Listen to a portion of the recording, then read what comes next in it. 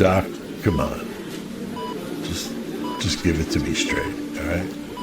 I'm not sure you're prepared for this diagnosis. I'm ready. Just go on. To be quite frank, I haven't seen anything like this in my entire medical career. What's it called? We have a code 666. Mother, man.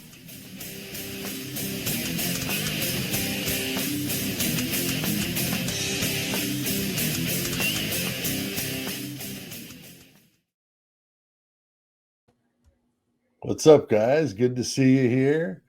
Thanks for coming back to Horns High Studios. Another 666 seconds of murder. That means each one of these videos is less than 666 seconds or 11 minutes and 6 seconds, or it's free. So hang on for a true crime white knuckle ride with me. Today I'm wearing a band shirt. This time it's Venom from the UK, a pioneering black metal band. Love some Venom. Now, I'm sure some of you following the case of the Idaho 4 have heard about the infamous Grub Truck video that captured Kaylee and Maddie with Jack Showalter after they left the Corner Club and walked to the Grub Truck. Now, if you're not familiar with that video, I strongly suggest you check it out.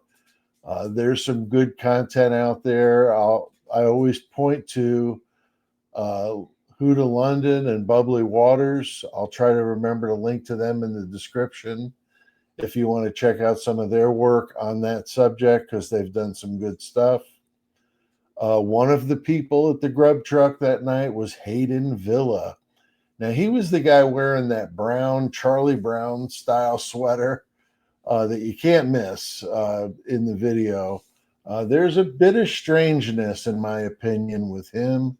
And I'm not accusing him of doing anything wrong. I'm just asking some questions and asking for your input on the subject.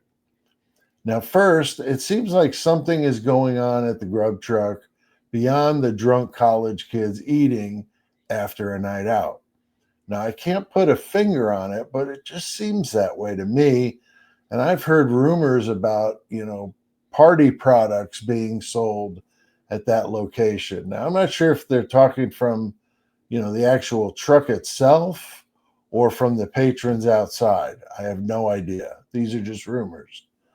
And Hayden and his friends seem like they're doing a lot of shaking hands and patting people on the back and putting hands in pockets and stuff. I mean, it seems pretty obvious to me that something is going on. Some sort of transactions are going down here. Now, the big guy next to Hayden is Joe Vito, and he's also suspicious. He did catch some suspicion early and was interviewed, but they didn't think he was involved in any of this. But there are a couple times you could see Joe Vito making hand signals behind his back. It's very obvious. And what the hell is that about? What is that about? We don't know. Now, one thought that they use the live feed from the Grub Truck to communicate with someone who's watching.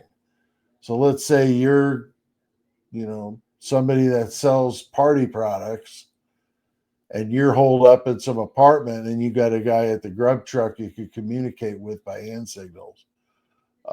That's interesting. If, it's worse than that and it's something even more nefarious, then it could be a signal to confirm the girls there or something like that, or they were getting ready to leave. I don't know. I don't know what to make of it, because there's no audio of that. You just see his hands. Now, Hayden was an all-state wrestling champ in high school. I'm not sure if he continued to wrestle at college or not. Another former wrestler was Saeed Sheikh Ali, the guy with the crazy eyebrows at the Banfield video. He also wrestled, and he did that at Moscow High School. And I believe David Loach wrestled as well. And of course, he's the frat boy from Sigma Chi. So the fact that these guys all wrestled is not obviously not a crime, but all I'm saying is that it's a common thread between some of the people we've been talking about. Now, Hayden was from the northern part of Idaho in a town called Bonners Ferry. I did see a few different places for him pop up, so I'm not 100% on Bonners Ferry, but in the general area north of Coeur d'Alene and near Post Falls, which is where Xana was from. Now, if he is from Bonners Ferry, that's an odd coincidence since the Dr. Moore case took place there.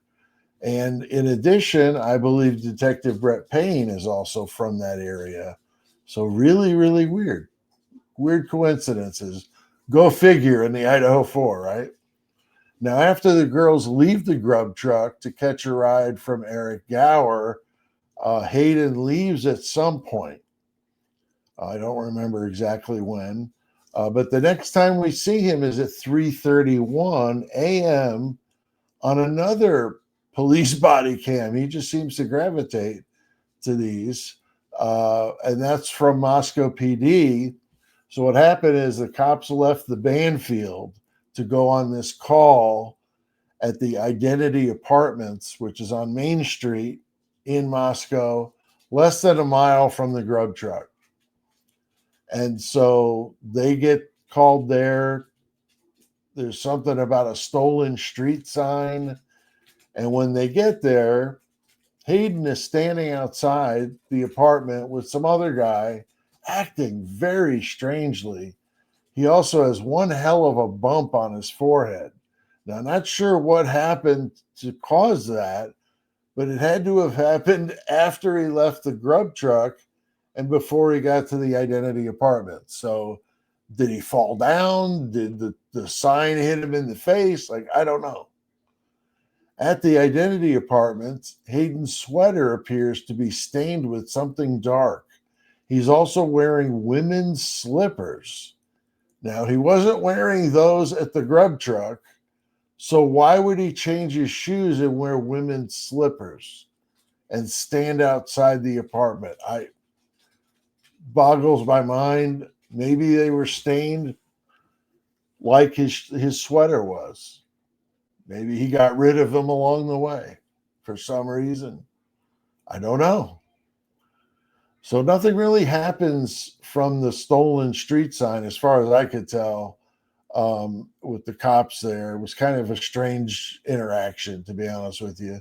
Some of the video is pixelated and blurry, and I don't know why that is. I mean, what are they trying to hide there at Moscow PD about that traffic or that stop there at the Identity Apartments? What was it about them? And I think part of it is on Hayden's sweater, if I'm not mistaken, which even makes me wonder more about those stains. But it's just another weird, unexplained thing about this case. Now, am I saying Hayden was involved in the Idaho 4? No. But he does raise some suspicion. Now, could he have been involved? Yes, but that's just speculation. But having a guy or two that knows how to wrestle to help subdue the victims and be there in case things got out of hand makes some good sense. Now, I'd love to hear what you guys have to say about this one. So drop me a comment. Let me know what you think. And it does help the channel and the video at no cost to you. So do you like reading dark and creepy stuff? Well, I got you if that's your thing. PeteAltieri.com. I got a bookstore. You could browse and read a sample of each book before you buy it to see if you like it. And we got Murder Metal Mayhem merch in that same location. A big thanks to all the members of the Hornside Club. You guys are amazing. I surely appreciate your support.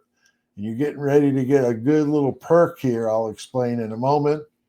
But I appreciate everybody who watches these videos and makes this thing happen here.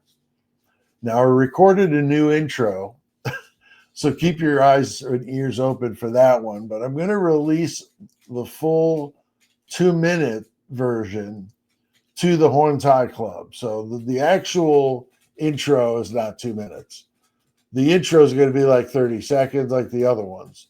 But the full thing we did is hilarious.